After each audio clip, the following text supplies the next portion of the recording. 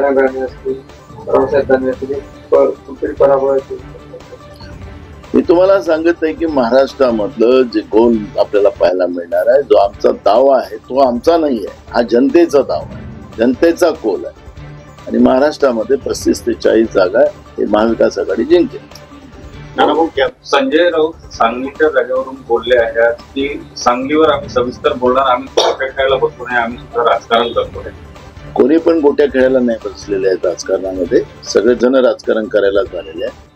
तुम्ही 100% राजकारण करता, आम्ही 80% समाजकारण करतो आणि 20% राजकारण आम्ही पण करतो. त्याच्यामुळे संजय राऊतांच्या बद्दल मी काही जास्त वक्तव्य करणार नाही. भारताने लोकशाहीचा कचरा केला असं विधान आजच्या रोखोकमध्ये संजय राऊत 70 वर्षात 70 वर्षात भारतात लोकशाहीचा कचरा झाला असं ते म्हणतात.